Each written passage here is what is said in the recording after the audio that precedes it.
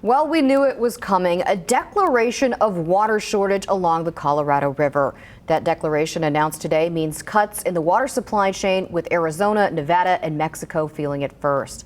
Fox 5's Les Criffeton is here now with a deeper look at that decision. Yeah, Kim, 7 states and Mexico draw water from the Colorado River. With the announcement today, we will have to adjust our allocation of water that we can draw on from Lake Mead beginning in January. It's a sobering reality. Lake Mead is drying up as we continue to live with the drought that started some 20 years ago. Right now, Lake Mead's water level is 1,065 feet, its lowest level since the lake started to fill after the Hoover Dam was completed. The total Colorado River system storage today is 40% of capacity, down from 49% at this time last year. The Assistant Secretary for Water and Science with the Department of Interior, Tanya Turillo, says that with the Biden administration declaration of a water shortage, it means less access to Lake Mead water. Under the first round of cuts, we'll see our allotment will go from 300,000 acre feet per year to 279,000. Arizona and Mexico will also face cuts.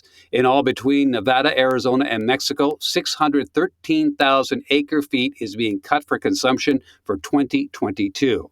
While we see our allocated water supply drop, we likely won't notice it much here next year because of our conservation efforts. We use 23% less water today than we did in 2002, with some 800,000 more people living in southern Nevada. Between water credits we get for water that is recycled and reused, we have a surplus to draw on. The Water Authority here continues to push for ways to conserve water, especially outdoor water used for landscaping. That water can only be used once. And just to put it into perspective, what is an acre foot of water? Well, it amounts to about 325,000 plus gallons of water, which equals about a year's supply of water for 2 average households.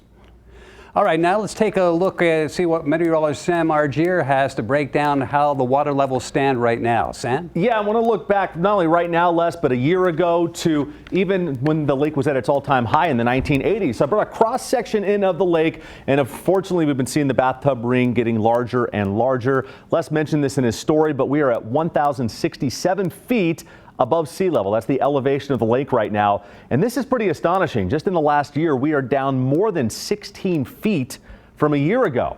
Now, to put things in perspective, the lowest the lake has been on record since the lake was filled in the 1930s was actually just a few weeks ago on July 29th, when the lake was about 2 inches below where it is today. And if you're curious when the lake was highest, a lot of you will remember this that have lived in the valley a long time, 1983, 38 years ago, the lake was 158 feet higher than it is today.